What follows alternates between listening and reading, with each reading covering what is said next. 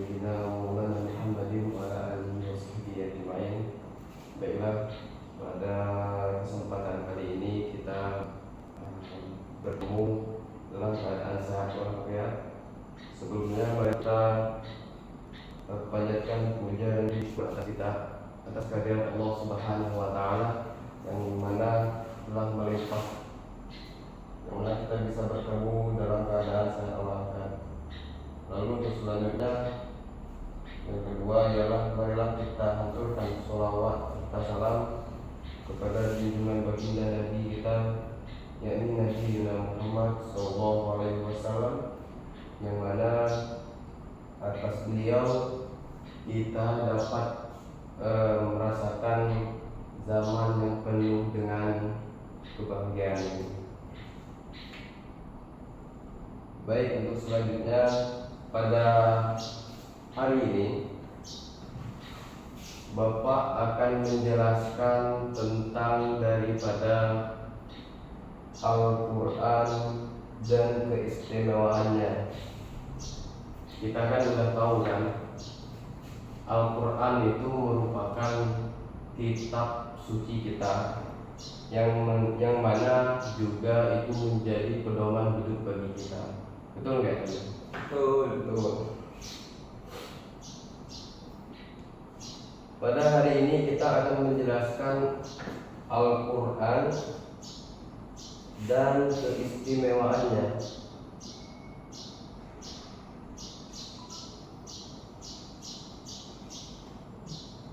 Sejarah yang pertama ini ya, sejarah diturunkannya Al-Quran.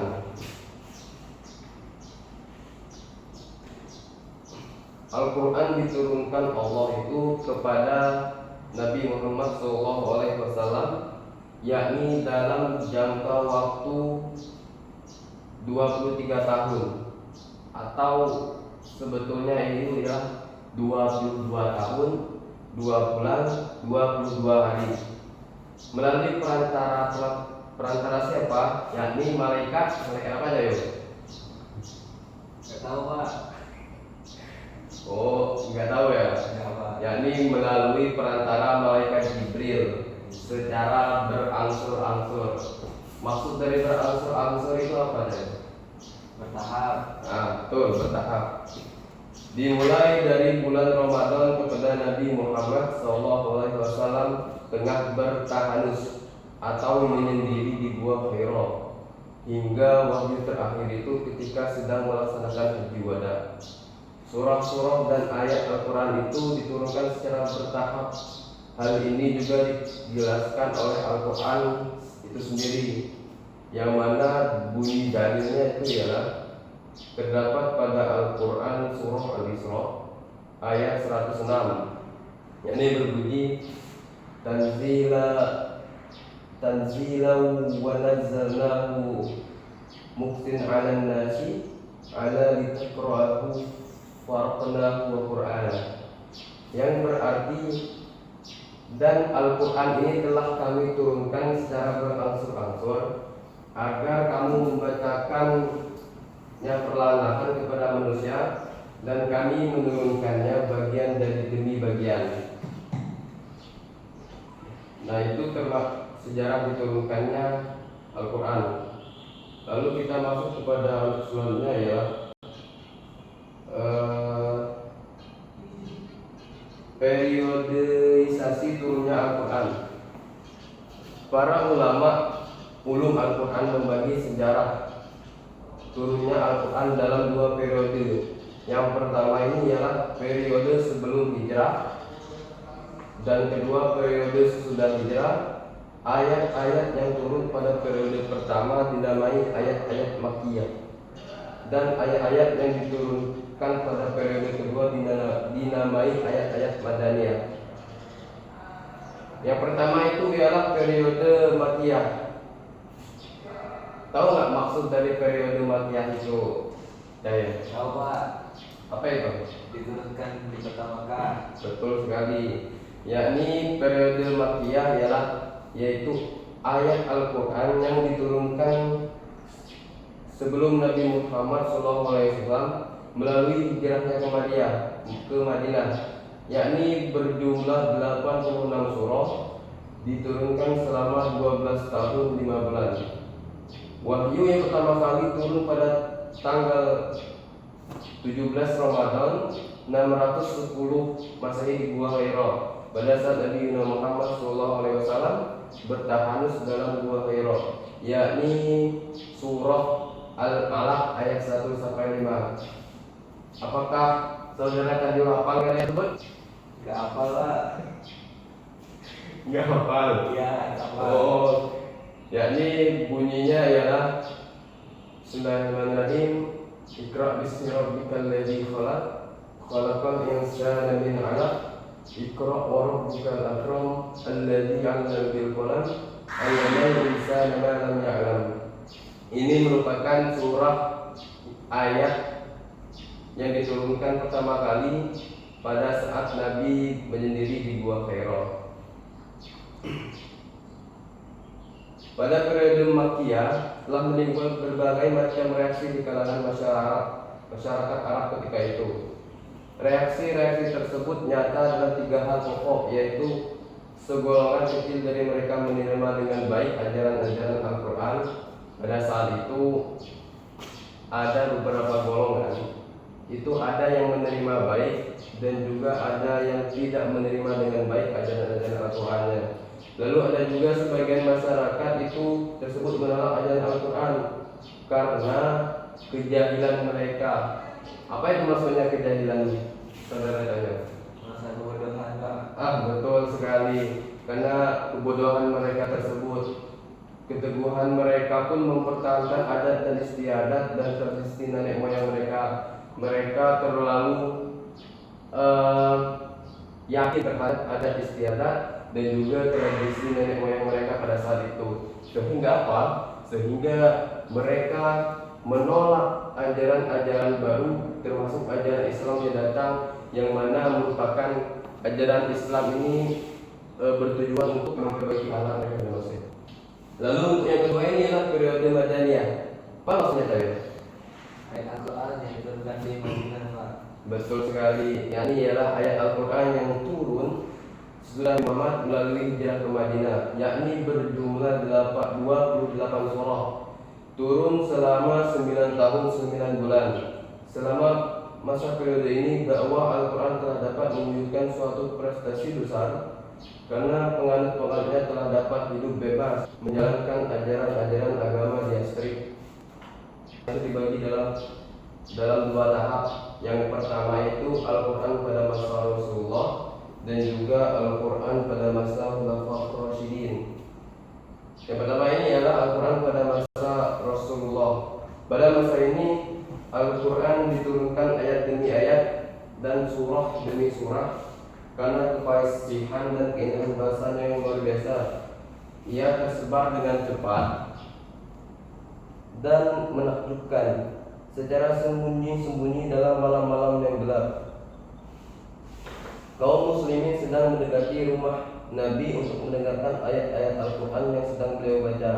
Kaum muslimin juga bersungguh-sungguh dalam menghafal dan mempelajari Al-Quran, karena Nabi SAW diperintahkan untuk mengajarkan Al-Quran kepada mereka. Setelah Nabi Muhammad SAW hijrah ke Madinah dan urusan kaum muslim menjadi teratur, beliau memerintahkan kepada sekelompok sahabatnya untuk memperhatikan keadaan Al-Quran, mengajarkan, mempelajari dan menyebarkannya. Wahyu itu dicatat hari demi hari sehingga tidak musnah, dan mereka dibebaskan dari wajib militer seperti dijelaskan dalam Al-Quran. Nah, lalu untuk selanjutnya ialah Al-Quran pada masa Khulafaur Rasyidin. Khulafaur Rasyidin itu ialah merupakan para sahabat-sahabat Nabi Muhammad seperti Abu Bakar Siddiq, Umar bin Khattab, Utsman bin Affan, dan juga yang terakhir Ali bin Abi Thalib. Dan itu merupakan sahabat-sahabat Nabi. Sesudah Rasulullah wafat, Ali bin Abi Thalib diam di rumahnya untuk menghimpun Al-Quran dalam satu mushaf menurut urutan turunnya.